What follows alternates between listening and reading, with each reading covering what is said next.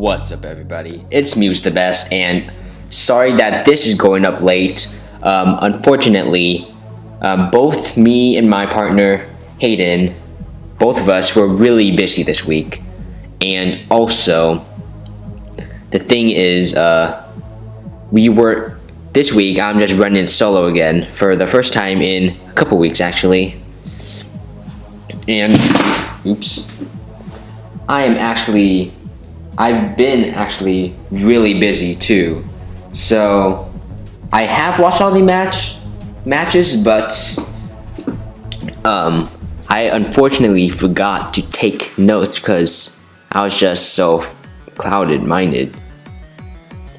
So yeah, I'm doing everything by I'm going to be doing everything by memory right here. So yeah, I do have the list of rankings, so at least I got that. So at number 16, dropping down, we have a new person at number 16, and that is Fanta-based Tyler and the New York Cosmogs.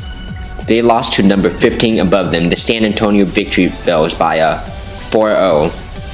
And well, the fact that Arcanite won in such a fashionable manner, he had a really nice set at the beginning. You see, he had a Weakness Policy and Tailwind Togekiss, which took two kills, and then Darmanitan got a kill too, with EQ against Alolan Marowak, and Magearna couldn't bring it back because Venusaur just ate every hit. So unfortunately, the New York Cosmogs did lose 4-0, and the fact that Arcanite was able to pull a win, that shows that maybe he does have something going for him. So that's why I moved him up. I don't really have much else to say. I'm just kind of rambling here because I am going by memory.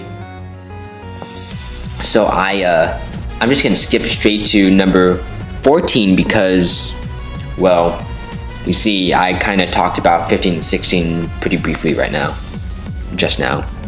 So this week, that week was the Colorado Mamoswines versus the Oregon Ducklets, and the Oregon Ducklets, they just played really nicely and got kills. It was pretty dominant since the beginning of the battle because unfortunately Ambipom was too passive of a set, and it couldn't hit anything really. It only had knockoff and a U-turn.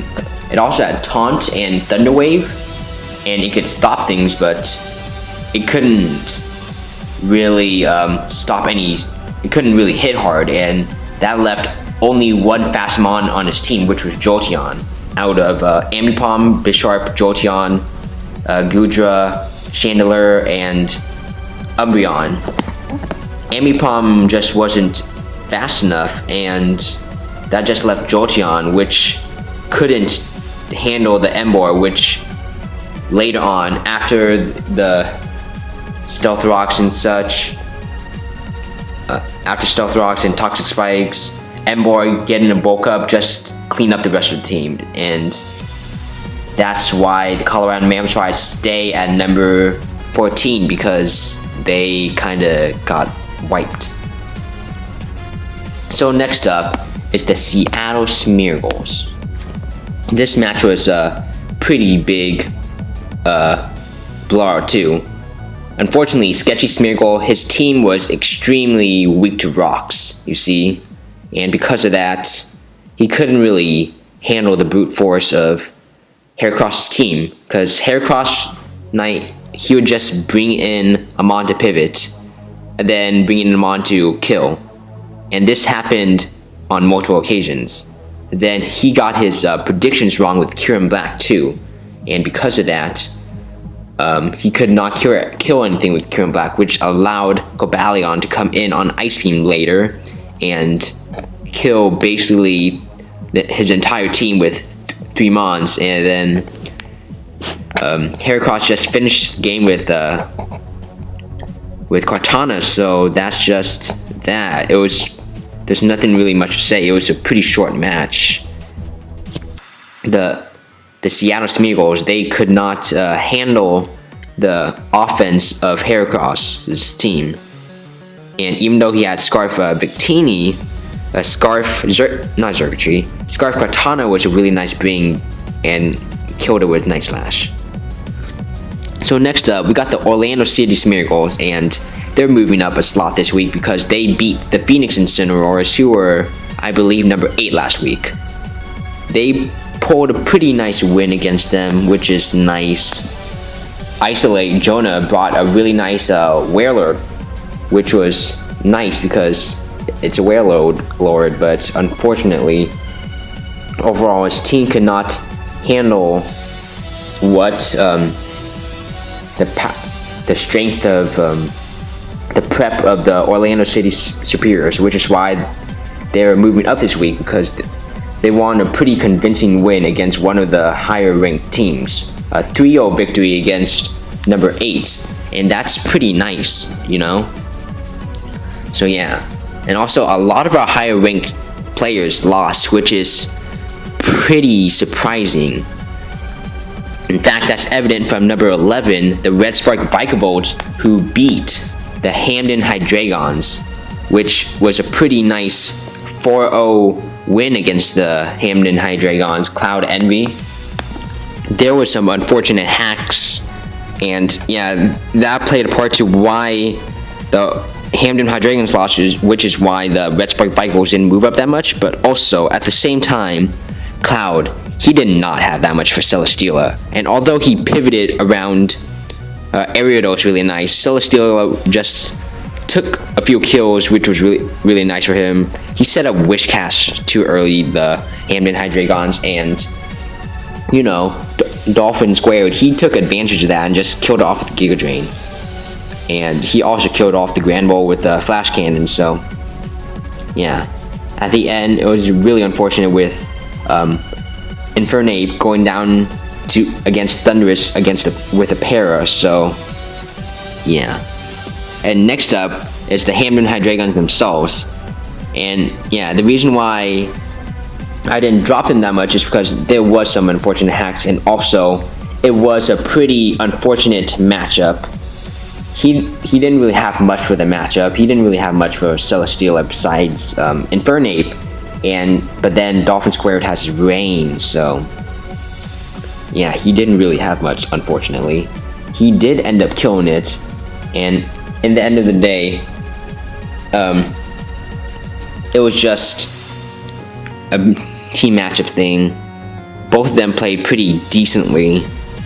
I'm not gonna say amazingly because none of them made like super amazing plays, but yeah, they just overall played really decently. And because they're next to each other, I'm just gonna do the same thing with 15-16. Just go straight to number 9, which is the Phoenix Incineroars, who dropped down because they lost to the Red Spark Vikavolt. In this match, like I said, he just could not keep up with him and such. So yeah, then at the end of the game, Primarina was able to score 3 kills, which is really nice for the Orlando City Superiors, but it's not nice for Jonah, our friend Jonah here, because, well, you don't want to be cleaned by Amon, because then that means you lose. And that's exactly what happened. His team was weakened by stuff like Serena, then Primarina was just able to clean up. So yeah, he didn't take the biggest of losses, which is also why he didn't drop that much. But yeah. And number 8, a team that lost against our number 1, which is why they didn't drop that much. Now, the Sydney Crocodiles. Sharpeeno and Sydney Crocodiles played our number 1 from last week, the Mastodon Gastrons, and wow, it was a pretty crazy match. He lost 6-0. I think I dropped him maybe 1 or 2 spots, but Sharpeeno got 6-0'd. And basically, Mastodon, he built extremely well, and because of that, he was able to scout. He was able to make the safe plays without any punishments. And Sharpeeno, trying to make plays, just couldn't deal with the safe plays because the safe plays couldn't be broken by his predictions. And it's also evident from that because a really nice set that stood out to me was his physical defensive Staraptor, or so I presume. I don't think he actually uploaded his video, the Mastodon Gastrodons, or maybe he did, I just didn't watch it. But Sharpedo predicted Staraptor to come in, and Staraptor already had some prior damage to it. But then it takes Stealth Rocks and takes a Thunder Punch from Snorlax, and it still lives. I mean, it has Intimidate, but that's crazy that it still lives. And I think it's really crazy how he just got 6-0'd like that. And Sharpedo is not a bad player either to just get 6-0'd just like that. He brought a really nice 2 mons that caught Sharpedo off guard with a dual scarf with Genesect and Dugtrio. Although I don't think Scarf Genesect was as surprising as Sharpedo made it out to be, it still caught him off guard. And another thing, the way he led with Probopass. Yeah, Probopass put in some work. So basically, he led off with Probopass to trick Sharpedo that it was sturdy, but in all reality, it came in on the Skarmory, Magnet Pull, killed it off, and yeah. His Chestnut set was also really nice with Super Fang and Spiky Shield. With that, he was able to Sharpedo didn't expect the Spiky Shield, and unfortunately his Dragalge had to go down early because he tried to make a double on it. So yeah, I'm just gonna save the rest of the stuff for later on, so this video isn't like 10 minutes long. So yeah, I'm just gonna go to number 7, the Oregon Ducklets, and they're at number 9 or number 10, I believe. And the only reason why I moved them up so much is everyone above him lost by a good amount. They lost like 3-0, 4-0, and then in Sharpedo's case, he lost 6-0. But he lost 6-0 to the number 1 player, so there's no shame in that. But yeah, he beat the, let me check my notes, I forget. That's right, he beat the Colorado Mamoswines, and it was a pretty nice win too. Edmure just took him down, and although the Colorado Mamoswines had a good effort paralyzing the Emboar and trying to paraflinch it down, Sucker Punch in the end was able to take down Bisharp, and bulk of Emboar was a really nice bring. It didn't even have Flame Charge, it was just straight to bulky Emboar, and he knew that his team, the Colorado Mamoswines, could not take it, unfortunately, so that's why he won. Emboar just came in after things were weakened, and once he found out all the sets, it just came in, set up a bulk up, and won. Simple as that. He was able to weaken everything, and then he also got the Stealth Rocks and the Toxic Spikes, so that really helped him too. So yeah, that's why the Oregon Ducks are there. They revealed some really nice sets that I thought that synergized well and were impressive. Also, everyone above him lost, so that's why I moved him up. And the person above him actually lost, but they moved down a slot, only 1 slot, is because they also lost to a higher ranked player. They lost to the Bird, actually, who was, actually, I think they might have been below them, but they only lost 2-0, which isn't that bad. So that's why he didn't really drop that much. And Bird, I just know him pretty decently well, so I know that how good of a player he is, and unfortunately Blue couldn't keep up. He tried to bring it back with Rock Polish at the end, but in the end he could not take down the Blastoise and was unfortunately killed by it, I think. Yeah, it was killed by it. Killed pretty soon after it, and lost 2-0. So yeah, it was kind of a pretty dominant battle, even though it was 2-0. Orvale just put in some nice work and stuff. And also another reason why I didn't put him any lower. Sorry that I'm rambling, by the way. I'm just, like I said, I'm doing this by memory. I'm looking at my phone at the video to remember some stuff, and I remember that he missed a toxic first turn against Alolan Ninetales because he knew that it would get an Aura Veil up, and that was just really unfortunate hit for him. So number 4, we have a lot of people next to each other for ranking this week. It's the Bird, and he just played really well this week. He was able to get Toxic Spikes up and such, Aura Veil, everything just supported each other really nice. And although his team had a bunch of walls, he was able to clean mons up and shut down anything that Blue had to bring. So that's why he's at number 4. He beat someone who was higher ranked than him, and he took control of the battle, which is why he's going up. Next up, we got the... Oh shoot, I actually skipped someone. Whoops. I actually skipped number 5, the Green Bay Pikachus. The reason why they're this low is... sorry about that. But yeah, Jacob, as always, he's been on a bad streak, which is why I'm dropping him down.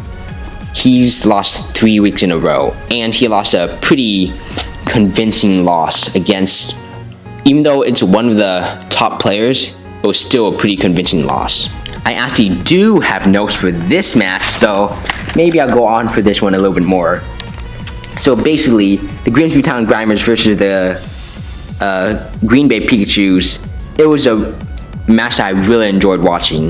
Unfortunately, early in the match, the Grimsby Town Grimers, Blue Rogue, he unfortunately misclicked, and that misclick proved to elongate the game because unfortunately he clicked Grass Knot on the switch in with the Clefable and was not able to 2-ko it because Volt Tackle would have.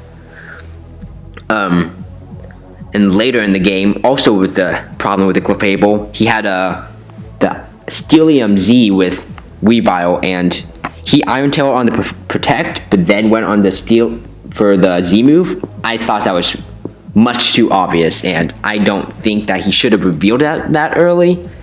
Well, not that early, but I don't think he should have gone for it. Because, yeah. Because later, the only reason why he did kill Clefable was because he made a really nice prediction. But one thing that I felt faulted Jacob was, both of them played phenomenally, right? But Jacob was able to make some really nice plays. The downside is his team was way too passive to take enough momentum with those plays and actually do something. Basically his only win con was a Curse Muck. But the thing is, his team couldn't break through his team, so there's really no point of that. And 2 sets that I found pretty interesting was he had a Toxic Dragon Tail Salamence. And for this matchup, I felt it was way too passive for a team against such an offensive team like the Grimsby Town Grimers had. He also had Infestation Cofagrigus, and the thing is, none of the Grimsby Town Grimers, Blue Rogues, walls really want to stay in against Cofagrigus, so Infestation was kind of wasted against things like Raichu, where it was forced to switch out and stuff.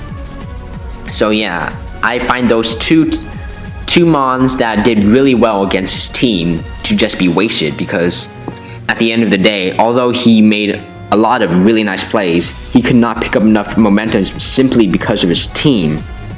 And if your team building is off, then of course your battling is going to be off. If you because of his passive building, he couldn't really kill any mons, and that's why he lost 4-0. Although the Blue Rogue, although he had the more aggressive team, at times he played kind of passively, and that passive passiveness allowed Jacob to make those plays and to gain a bit of momentum, although unfortunately he was not able to keep it because of his passive team. I'm saying passive and aggressive a lot. So I'll speed this up a bit. But yeah, the Green Bay Pikachus unfortunately did not have much on his team for Dragonite. But one thing I do gotta give props to the Grinsbytown Grimers is they were able to pop both the Babiri Berry and the Yachi Berry with the Salamence and with the Clefable relatively early. And that just made it a lot harder for the Grinsbytown Grimers to do anything. Because turn 1, he was able to pop the Babiri Berry, which I don't agree with Jacobs keeping in the Clefable because Red Rock, even if it was to get up rocks, because he did have a Sand Slash after all. I guess he kind of expected to exchange rocks, but I still don't think it was worth it. And then, yeah, Mew had coverage for most things, but it didn't have enough power to actually break things, and it didn't have any setup to actually kill things. So yeah, it was just really rough for the Muck, and Muck had so many opportunities, but it just couldn't take advantage of them because of how slow it was, and because the Blue Rogue, he had a really nice prep with Earthquake on nearly every single one of his mons. So Jacob's only win con, Muck, was just pressured too much, and it just couldn't handle the pure offense of him. So I'm just gonna move on for now, since I already did number 4. Oh, whoops, I'm gonna go to number 3 now, which is the Grinsbytown Grimers. And yeah, the Grinsbytown Grimers, they just played it really safe, and it was able to pay off because of how passive Jacob's team was. But although, if he was playing like that and Jacob had a more offensive team, even though I don't think Blue Rogue played bad, he was playing a bit passive at times, and if Jacob had a more offensive team, then he would have been able to win. I'm just going to say that now, because it's true, because there's just some points where he just played what was in front of him, and although that isn't bad, sometimes it just didn't make sense where he would play safe in front of him. Although he did win, and he didn't play bad either, so that's why he's at number 3. And number 2, the SO Benfica, well, we already talked about this match. They beat one of the lower ranking players, so maybe the Grinsbytown Grimer should be a bit higher up, but, well, the reason why I'm keeping them a bit up is because they played phenomenally. Yeah, they played extremely well. And they did not allow Sketchy Smeargle to do anything. He was just able to pivot in, kill, and there's nothing Sketch could do about it. So that's really all there is to say about them much, unfortunately. And next up, our number 1, he stays at number 1 because he just played extremely well, he prepped extremely well, and he beat one of the higher rank-ish players. He beat the Sydney Crocodile 6-0, and that's just, getting a 6-0 in general is just really impressive. The fact that he was able to do it against a pretty well decent player is also impressive. So basically, we talked about this match already, but Jacob, his sets allowed him to scout, make the plays he needed, but also he was able to play safe nearly the entire game without any consequences. And I've already said that, but yeah, that just put pressure on Sharpino because he just couldn't keep up with the team building, and that's not his fault. He just team built so well that Sharpino would have had to play perfectly to win, because Scarf Crocodile was taken down by Scarf Genesect, and Tapu Koko was taken down by Scarf Dugtrio, and his hazard stack was put to waste because Jacob, he knew that he knew what mons were affected by which, like the Talkie Spikes and the Spikes and Stealth Rocks, all of them were up, and he took advantage of this and he whittled down Sharpedo's team while Sharpedo tried to set them up. But then eventually, through a whole bunch of good pivoting, nothing got poisoned, I don't believe. And on top of that, he was able to get rid of them with defogs and rendering all of Sharpedo's work useless, basically. And while I don't think Sharpedo played bad, there is just a few unfortunate misplays that were just a little bit. It was just a little bit of an over prediction, you know, and such. And also, one thing I also got to note is Mastodon. There were a lot of 50-50s this game, but Mastodon, he played really well and won nearly all of them. And even the ones that he did lose, he didn't lose anything by them, as you can see with how he lost. Not lost, he won 6-0. So yeah, that's how it is. That's how this lone week is gonna go. Hopefully Hayden can join me back next week. I'm just gonna end off here because this is getting kind of awkward. Bye.